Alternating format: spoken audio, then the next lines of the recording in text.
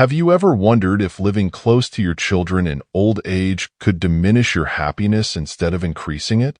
Spending your later years surrounded by family might seem ideal, but the reality can be much more complex. In this eye-opening discussion, we dive into the unexpected challenges of intergenerational living, revealing why this well-intentioned decision might lead to a loss of autonomy, personal fulfillment, and even mental health struggles. Through the compelling story of Mrs. Rosa, a grandmother who thought moving in with her daughter was the perfect solution, we uncover the hidden emotional burdens and the slow erosion of her identity. But there's more to this story than meets the eye. Mrs. Rosa's journey is not just one of sacrifice. It's a powerful lesson in reclaiming independence, finding balance, and ultimately, redefining what it means to age with dignity and joy. Stay with us as we explore this transformative story and unravel the surprising truths that might change how you view family dynamics and old age. If you find this content valuable and thought-provoking, don't forget to hit that subscribe button and click the bell icon so you never miss a chance to nourish your mind with more wisdom. 1. The initial joy of family life. At first, Mrs. Rosa's decision to move in with her daughter, Lucia, seemed like a dream come true. After the death of her husband, the idea of living close to her family, especially her beloved grandchildren, brought a sense of joy and purpose back into her life. Days were filled with laughter, shared meals, and the simple pleasures of being involved in her grandchildren's lives. From preparing breakfast to helping with homework, Rosa relished every moment of being needed. Studies even support this kind of intergenerational cohabitation, which can boost happiness and a sense of purpose in older adults. Rosa felt this firsthand, as the warmth of family life gave her a renewed sense of vitality. She believed she had found the fountain of youth in her grandchildren's smiles and the family life routine. But, as the saying goes, if something seems too good to be true, it probably is. What started as a picture-perfect family setup would soon reveal its hidden challenges. Rosa's initial sense of fulfillment began to blur as the demands of daily caregiving slowly took over her life, leaving little room for her desires and personal space. 2. The loss of autonomy and identity. Over time, Mrs. Rosa's role as a helpful grandmother transformed into something far more demanding, a constant, unpaid caregiver. The joy she once felt in being close to her family began to fade, replaced by a heavy sense of obligation. Once filled with laughter and purpose, her days now felt like an unending routine of childcare and household duties. Dr. Antonio Guaro coined the term slave grandmother syndrome, which describes the emotional and physical toll many grandmothers experience when their role shifts from occasional helper to full-time caretaker. Rosa had become a living example of this phenomenon, as her days were consumed by caring for her grandchildren while her own needs and desires slipped further into the background. Despite her growing fatigue, Rosa didn't complain. Like many grandmothers, she felt her duty was to support her family. However, with each passing day, a subtle yet profound sense of loss settled in, a loss of freedom, personal identity, and the ability to live on her terms. She realized she had forgotten how to care for her well-being by giving so much of herself. This internal conflict stirred a new sense of unease within Rosa. While she deeply loved her family, she questioned whether sacrificing her happiness and autonomy was the right path. Family life's demands had overshadowed her needs, and it was becoming clear that something had to change. 3. The psychological toll. As the months wore on, the weight of Mrs. Rosa's new responsibilities became impossible to ignore. Despite her deep love for her family, she began to feel creeping exhaustion, both physical and emotional. Her once active social life had vanished, replaced by the constant demands of caring for her grandchildren. Rosa longed for her old life, the independence she once had, and the freedom to make her own choices.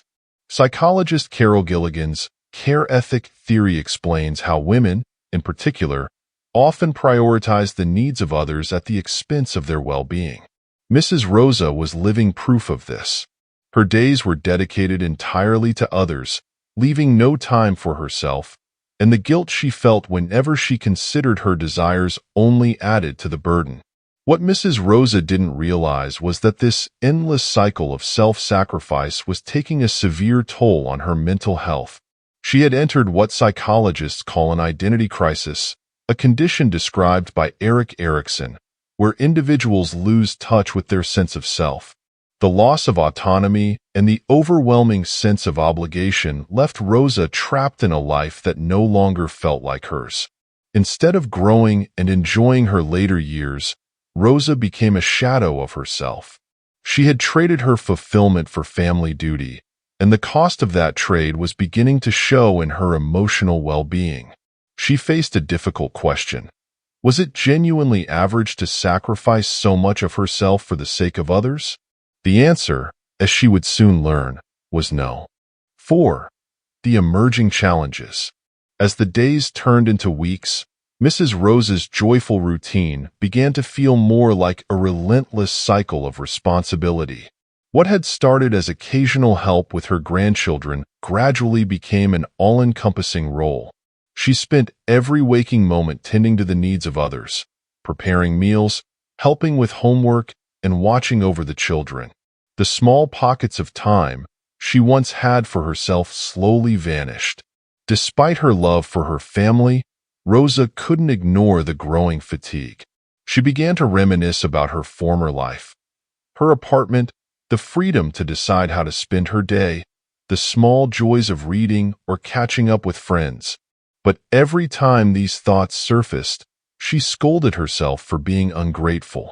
After all, wasn't this the life she had always dreamed of? Yet, the philosopher Epicurus once said, "It is not that we have little time, but that we waste a lot of it." Rosa's time was slipping away, but it was spent entirely on others. The quiet moments she craved to reflect, relax, or simply be with her thoughts were non-existent. The routine, which had once brought her happiness, became a source of concern. Subtly, she began to lose touch with her own identity. Her days blended, filled with duties but devoid of personal freedom. This quiet erosion of her autonomy weighed heavily on her, and Rosa started questioning whether this was the life she wanted to live. The growing sense of loss was undeniable, though she had yet to understand its impact fully. 5. A friend's intervention. One afternoon, Mrs. Rosa received an unexpected visit from her old friend, Carmela, who immediately noticed the exhaustion in her face and the disarray in her usually tidy home. Over coffee, Carmela listened as Rosa poured out her frustrations, the fatigue, the loss of independence, and the feeling of no longer being herself. Rosa admitted that while she loved her family, she no longer recognized the woman she used to be. Carmela, with a knowing smile, shared a similar story. She, too, had once moved in with her children, only to realize that it was draining her vitality and sense of self. "It was the biggest mistake of my life," she confessed, "but I found a way out."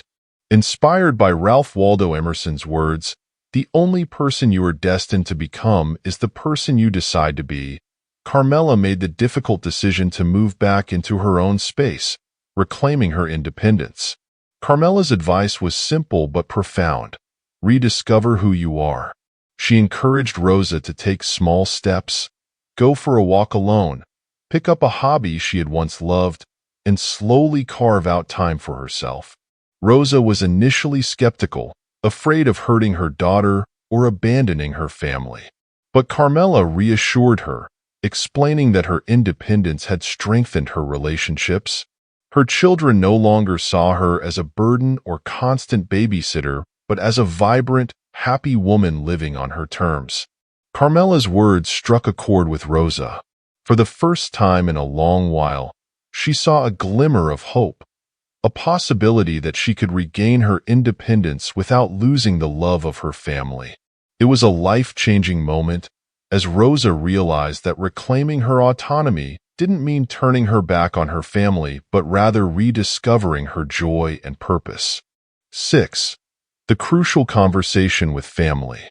After finding renewed strength through her small steps toward independence, Mrs. Rosa knew it was time for a difficult but necessary conversation with her daughter, Lucia.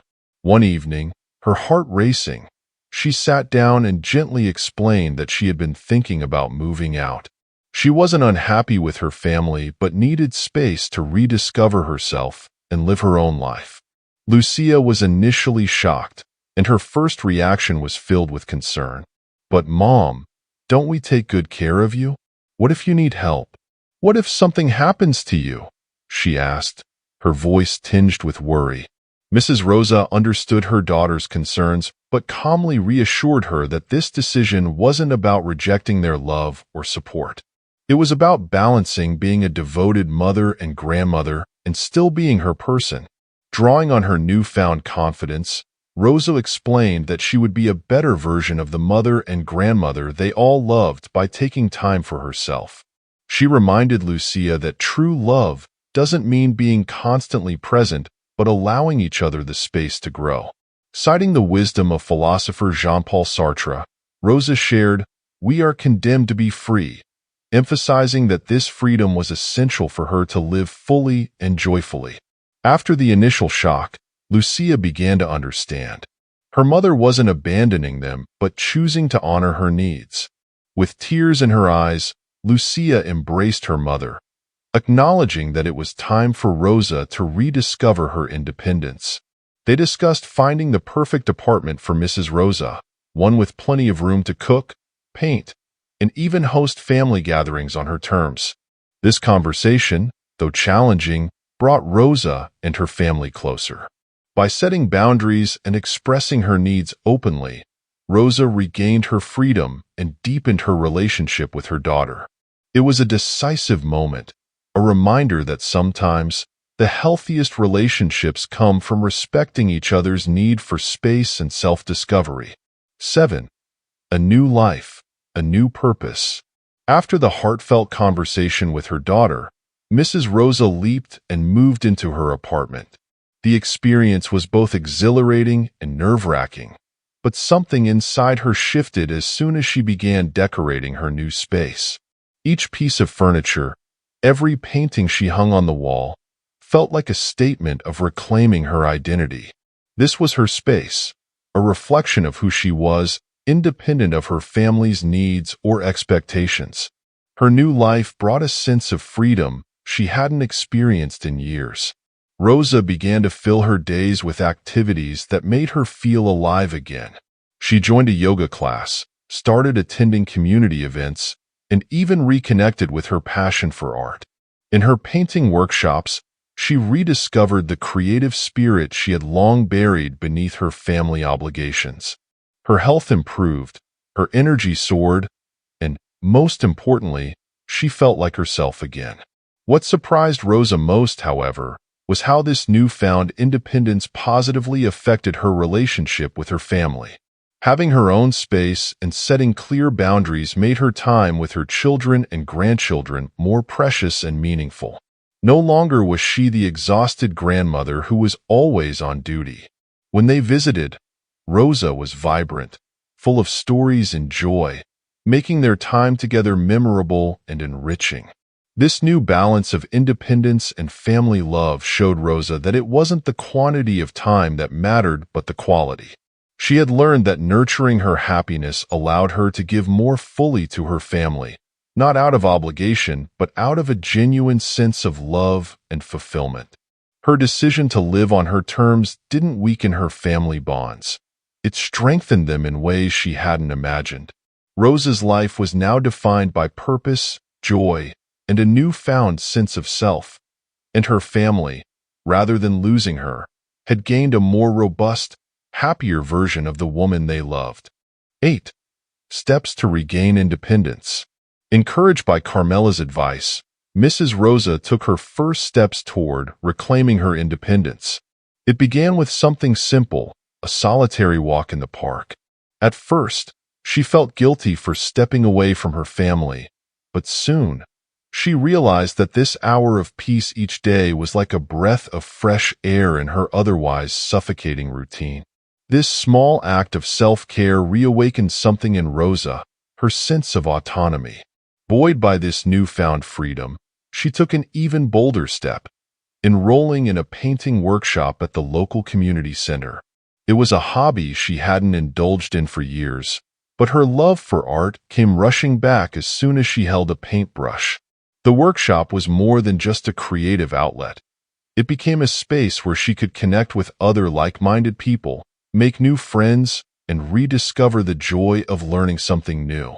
As Rosa became more engaged in activities just for her, she noticed significant improvements in her well-being.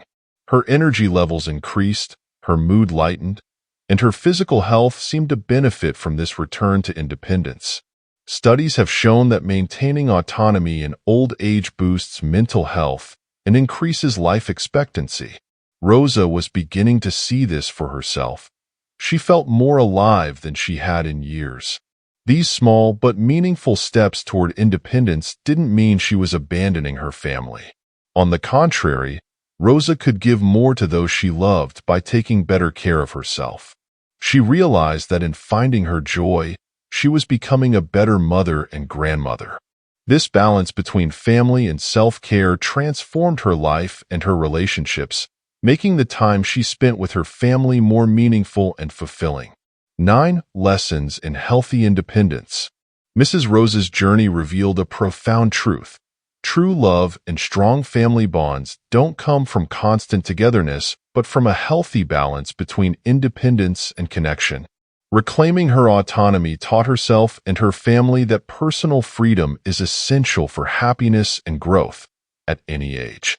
This shift in perspective allowed Rosa to redefine her role in the family. Instead of being a full-time caregiver, she set healthy boundaries, agreeing to babysit her grandchildren a couple of afternoons a week, but reserving the rest of her time for her pursuits. She was no longer consumed by guilt or a sense of duty, but found joy in her activities and the quality time she now shared with her family. This balance, often called healthy interdependence by psychologists like Stephen Covey, showed Rosa that she could be independent and connected to her family. Her decision to prioritize self-care improved her well-being and enriched her relationships. When she was with her family, the time was spent laughing, connecting, and creating meaningful memories rather than fulfilling an endless list of obligations. Rosa discovered that stepping back allowed her children and grandchildren to appreciate her more. They no longer took her for granted, but cherished their time together. Her grandchildren saw her not just as grandma, but as a fascinating, active woman with her own life and passions. This shift in dynamic inspired her daughter, Lucia, to reevaluate her own life, and together, they learned the importance of nurturing their identities while still being present for each other. The lesson Mrs. Rosa's story imparts is clear. Maintaining a balance between independence and family connection is critical to long-term happiness. In caring for herself, Rosa became more fulfilled and loving, offering her family her time and the best version of herself. Her experience reminds us that by nurturing our happiness, we can strengthen the bonds that matter most. Conclusion. Mrs. Rosa's journey is a powerful reminder that aging doesn't mean losing your identity or sacrificing your happiness for the sake of others. She rediscovered herself through small steps toward independence, showing that it's never too late to reclaim your freedom and pursue your passions.